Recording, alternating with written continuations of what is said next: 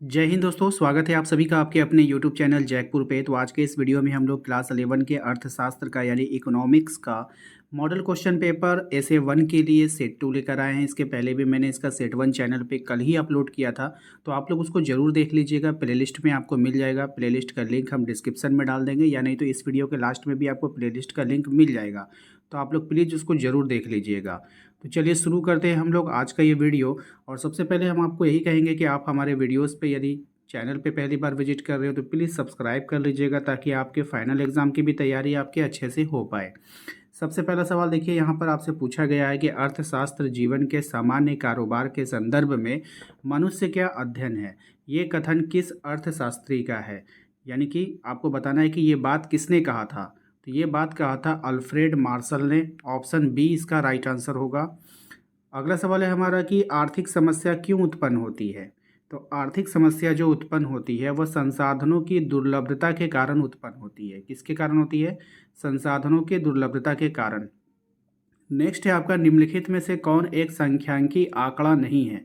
अब यहाँ पर जितने तरह के भी आंकड़े दिए गए हैं, अब आपको बताना है कि यहाँ पे कौन जो है संख्यांकी का आंकड़ा नहीं है। तो भारत में बाढ़ से हर वर्ष कई लोग बेघर हो जाते हैं, ये संख्यांकी का आंकड़ा नहीं है। ऑप्शन डी इसका राइट आंसर होगा। नेक्स्ट है आपका, शब्द स्टैटिक्स में की उत्पत्ति किस लैटिन शब्द से हुई है। तो ये जो हुई है ये स्टेटस से हुई है। ठीक है, क्वेश्चन नंबर 5 पे आइए। 5 में कह रहा है आपका डैश सभी समस्याओं की जड़ है। कौन है भाई? तो ये जो है अभाव। अभाव जो होता है वो सभी समस्याओं की जड़ होती है।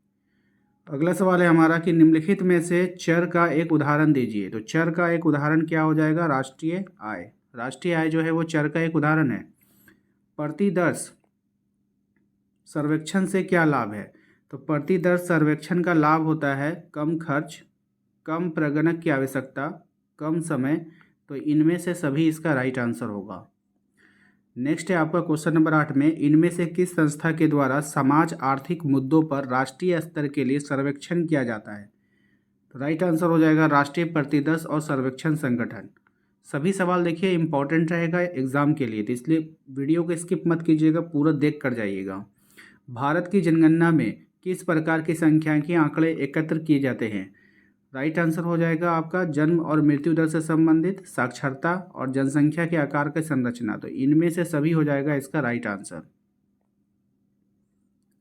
नेक्स्ट सवाल है हमारा कि इनमें से किस विधि में उत्तरदाता को प्रभावित किया जाता है। तो कौन सी विधि में किया जाता है? तो टेलीफोन सर्वेक्षण में किया जाता है।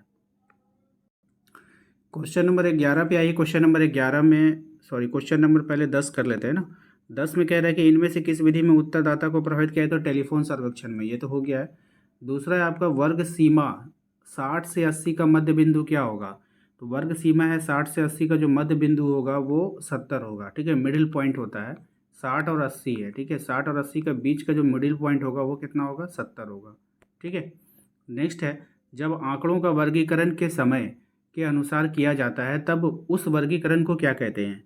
तो उस वर्गीकरण को कहते हैं हम लोग कालानुक्रम। ठीक है, क्या कहते हैं? कालानुक्रम। चर को सामान्यतः कितने वर्गों में विभाजित किया जाता है। तो चर को जो सामान्यतः विभाजित करते हैं 2 में करते हैं। ठीक है, किस वर्ग में सम्मिलित मदों की संख्या, यानी किसी वर्ग में सम्मिलित मदों की संख्या को क्या कहा जाता है। तो ये कहा जाता है आपका आवृत्ति। विविक्त चरों के लिए आंकड़ों का वर्गीकरण डैश कहलाता है। तो ये कहलाता है आपका बारंबारता सारणी। ठीक है, अंकगणितीय रेखा चित्र को और किस नाम से जाना जाता है। तो अंकगणितीय रेखा चित्र को काल श्रेणी आलेख के नाम से भी जाना जाता है। बारंबारता बहुभुज किससे व्युत्पन्न होता है। तो बारंबारता बहुभुज जो है वो आपका उत्पन्न होता है आयत चित्र से। किससे उत्पन्न होता है? आयत चित्र से उत्पन्न होता है। एक अच्छी सारणी में क्या सम्मिलित होता है। तो एक अच्छी सारणी में सम्मिलित होगा सारणी संख्या, शीर्ष एवं उपसर्ग, अवशीर्ष। तो इनमें से सभी हो जाएगा। ठीक है, नेक्स्ट है आपका आंकड़ों के अमूर्तता कम करने तथा उससे अधिक मूर्त व आसानी से समझने योग्य बनाने के लिए आंकड़ों के प्रस्तुतिकरण की कौन सी विधि उपयुक्त होगी। तो यहाँ पर जो उपयुक्त होगी वो हो जाएगी आरेखीय विधि। ठीक है, क्वेश्चन नंबर 20 पे आइए। कह रहा है आपसे आंकड़ों के प्रस्तुतिकरण के लिए ज्यामितीय आरेख के अंतर्गत डैश आता है। क्या आता है?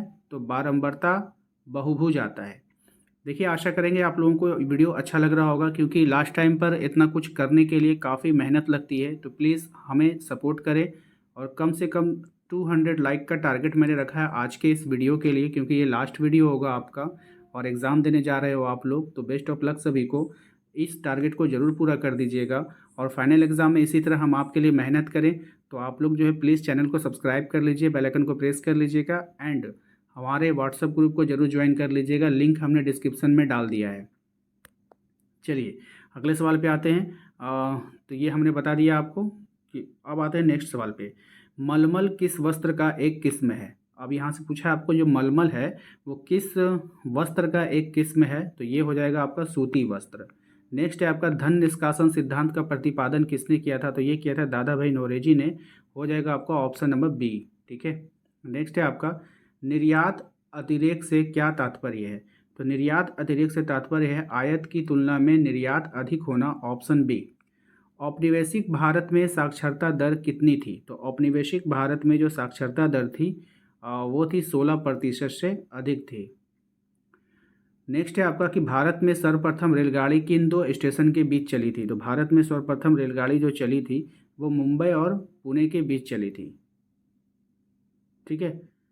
भारत में सर्वप्रथम रेलगाड़ी किन दो स्थानों के बीच चली थी? तो ये चली थी मुंबई और सॉरी, पूना नहीं होना चाहिए, थाने होना चाहिए। मुंबई से थाने के बीच में चली थी। ठीक है, ऑप्शन डी होगा। ठीक है, थोड़ा सा मुझे कन्फ्यूज़न हो रहा है, लेकिन मुझे जहाँ तक लगता है यही होगा आंसर। ठीक है, आप लोग बताइए कमेंट करके 25 का डी होगा या नहीं। चलिए अगले सवाल पे आते हैं। क्वेश्चन नंबर 26, पूंजीवादी अर्थव्यवस्था का आधार होता है? तो पूंजीवादी अर्थव्यवस्था का जो आधार होता है वो निजी लाभ होता है। ठीक है। अगले सवाल पे आइए। कह रहा है 1950 ईस्वी से 1951 के बीच औद्योगिक क्षेत्र की समृद्धि दर कितनी थी? तो औद्योगिक क्षेत्र की जो समृद्धि दर थी वो थी आपका 8%। ठीक है, क्या हो जाएगा? 8%। अगला सवाल है हमारा कि पूंजीवादी अर्थव्यवस्था में उसी वस्तु का उत्पादन होता है। कौन सी वस्तु का?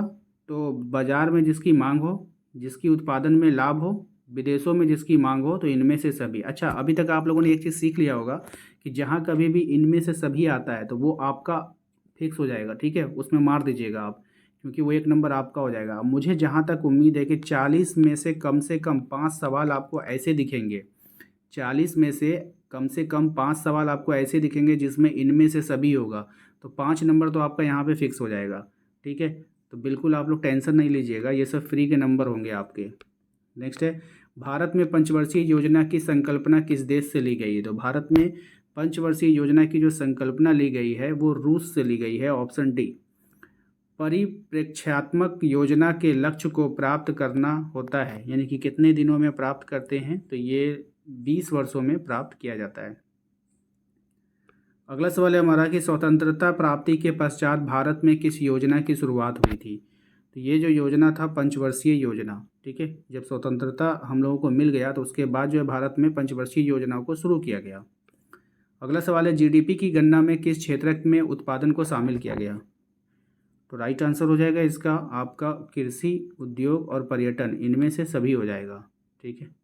भारत में हरित क्रांति का दूसरे चरण का काल क्या माना जाता है? पहले का नहीं पूछा है, दूसरे का पूछा है। दूसरा हो जाएगा 1970 के दशक के मध्य, 1970 के दशक के मध्य से 1980 के दशक के मध्य तक।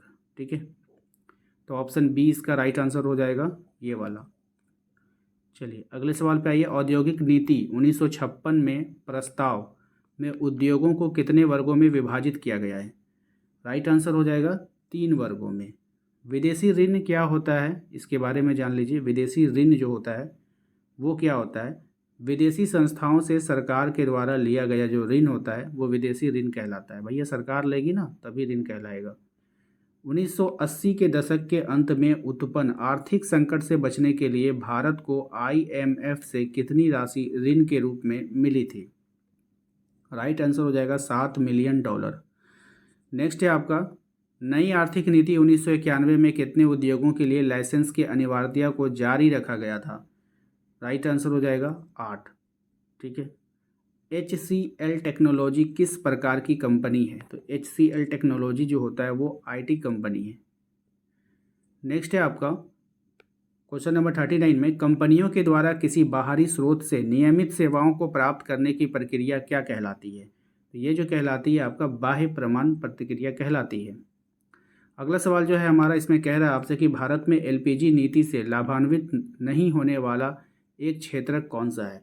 देखिए आप लोग सिर्फ एक सेट देखकर चल जाते हो, ऐसा नहीं है, ठीक है। आपको सारा वीडियो देखना होगा। प्लेलिस्ट में सारा वीडियो हर एक विषय का 3 4 5 वीडियो बना के रखा है, तो आपको टोटल देख के जाना होगा। आप सोचते हो कि सिर्फ एक वीडियो देख लेंगे हमारा काम हो जाएगा, ऐसा नहीं होता है बाबू, ठीक है। हाँ, हर एक वीडियो से आपको कुछ क्वेश्चन देखने को ज़रूर मिलेगा, लेकिन आपको सारा का सारा देखना होगा, तब आपका अच्छा नंबर वहाँ पे आ पाएगा। इसलिए पूरा देखिएगा प्लेलिस्ट पे जा करके, ठीक है। तो देखिए इसका जो आंसर हो जाएगा वो हो जाएगा आपका ऑप्शंस, आपका यहाँ पे डी हो जाएगा, ठीक है। क्या हो जाएगा? विथ। कौन हो जाएगा? विथ। तो आज के इस वीडियो को और इससे पहले भी जितने भी वीडियो हमने बनाया था उनको सपोर्ट किया था। विशाल कुमार ने हजारीबाग से, रोशन कुमार ने हजारीबाग से, विद्या कुमारी जामताड़ा से, सदफ शेख चतरा से, साधना कुमारी सिंह, तैयब अंसारी सनाउल्ला लातेहार से, हरिदे रांची से, अभिजीत गोपे गुमला से, देवानंद खूंटी से, संदीप कुमार कोडरमा से, संजीव साहिबगंज से, राहुल यादव, प्रिया गिरिडीह से, हलदार कुमार देवघर से, रुखसार आफरीन झारखंड से, डोली कुमारी गिरिडीह से, विकास कुमार पलामू से, संतोष हजारीबाग से, संतोष हेम्ब्रम ने गुड्डा से, एंड किशन लातेहार से, शिवम कुमार दुमका से, पांडु मुंडा पलामू से, और स्मृति शांति प्रिया चतरा से, सुधीर हजारीबाग से। इन लोगों ने काफ़ी सारा सपोर्ट दिखाया, वीडियो को लाइक किया। आप भी अगर यदि हमें सपोर्ट करना चाहते हैं तो प्लीज़ चैनल को सब्सक्राइब करके, वीडियो को लाइक करके अपना नाम कमेंट बॉक्स में ज़रूर दें और अपने शहर का नाम भी साथ में ज़रूर जोड़ें। तो मिलते हैं हम लोग नेक्स्ट अगले वीडियो में। Thank you.